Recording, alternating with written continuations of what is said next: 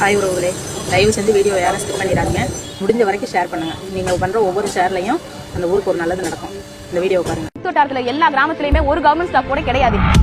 அனைவருக்கும் வணக்கம். சிவகங்கை மாவட்டம் திருப்பத்தூர் சட்டமன்ற தொகுதி சிங்கமாரி ஒன்றியத்துல செருதப்பட்டியில இருந்து பேசுறோம். முதல்வர் விஜய் சார் அவர்களுக்கு எங்களது வணக்கங்கள். 8 கிலோமீட்டர் போய் வர வேண்டியது இருக்கு. காரணம் என்னன்னா பஸ் வசதி இல்ல, நடந்தே வர வேண்டியது இருக்கு. 9 குக்கிராமங்கள் இருக்கின்றன. அந்த ஊர்களுக்கு சுத்தமா பஸ் வசதி இல்ல. பஸ் வருது காலையில 6 மணிக்கும் மாலை 6 மணிக்கும் தான் பஸ். இது நான் மேரேஜ் பண்ணிட்டு இருந்த ஊருங்க. இங்கே அணியம்பட்டி, அணக்கரப்பட்டி, வல்கலம்பட்டி, செருதப்பட்டி, இப்படி 9 குக்கிராமங்கள் இருக்குது.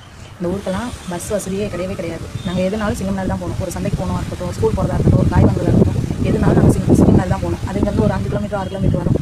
மெயினாக நான் இதை பேச வரது எதுக்குன்னா, ஸ்கூல் பிள்ளைங்க நடந்தே வராங்க. அவங்க தூக்குற பேக்கே அவ்வளோ வெயிட்டாக இருக்கும். அந்த பேக்கையும் தூக்கி காலையிலேயும் நடந்து சாயங்காலம் நடந்து அந்த பிள்ளைங்க நடக்கிறதுலேயே அந்த படிக்க வைக்கிறாங்க.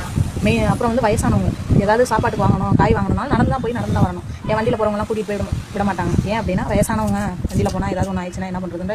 அப்புறம் ஏன்க்கா இவ்வளோ நாள் இதை பற்றிலாம் பேசலை அப்படின்னு கேட்டிங்கன்னா, இவ்வளோ நாள் பேசினாலும் ஆக்ஷன் எடுக்கிறதுக்கு யாரும் இல்லை. இப்போ விஜயண்ணா வந்துட்டாங்க. மலை கிராமத்துக்கு கூட பஸ் விட்டுருக்காங்க. அதனால தான் இந்த கோரிக்கையை நாங்கள் விஜயநாட்டை வைக்கிறோம். கண்டிப்பாக எங்கள் ஊருக்கு பஸ் வேணும். அதை விடுவாங்கன்ற நம்பிக்கை இருக்குது. நீங்கள் பண்ணுற ஒவ்வொரு ஷேர்லையும் இந்த வீடியோ விஜயநாத் போகணும். கண்டிப்பாக விஜயநாத் பஸ் விடுவாங்கன்ற ஒரு நம்பிக்கை இருக்குது. நல்லது நடக்குன்ற ஒரு நம்பிக்கை இருக்குது. நன்றி உறவுகளே.